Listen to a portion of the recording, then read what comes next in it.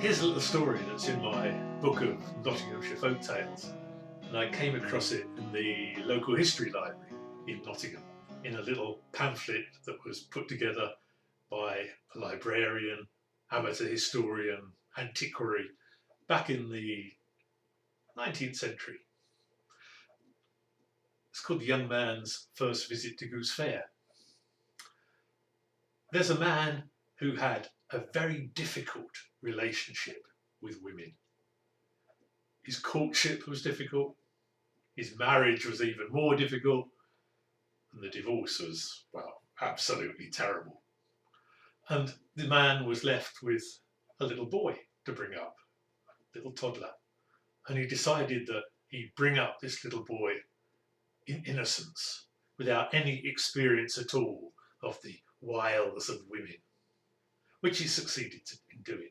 And the little boy grew up to be a bigger boy. He grew up to be quite a sort of teenager. And then at last, the man decided it was time that this boy went out to see the world. And what better place to see the world than to go to Goose Fair? And so father took him to Goose Fair. And they saw the sights, the sounds, they went on the rides, they tried the amusements, they tried the food, there were the smells, the noises, the music. It was a great evening. The boy enjoyed himself tremendously.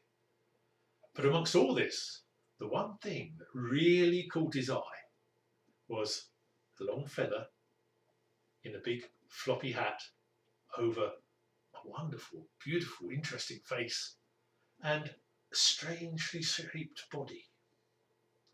And he said to his father, "Father, what's that?" And the man said, "Oh, don't worry about that. That's a goose, nothing but a silly goose."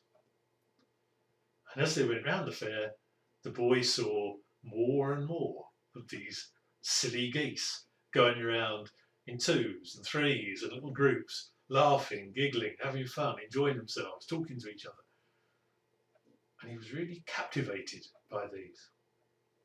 And at the end of the evening, father took the boy aside and he said, "When you've been to the fair, particularly for the first time, it's customary to take home a little present, a gift, a souvenir to remind you of the good time you've had.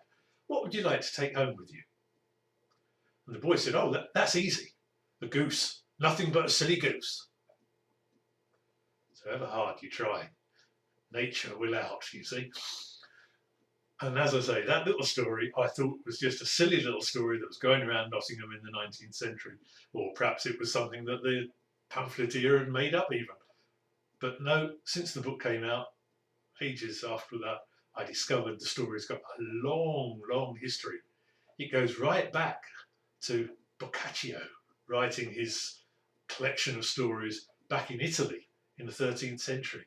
And perhaps seeing as lots of these stories have been going around orally before that, it probably goes back way before that. It's probably older than Goose Fair itself.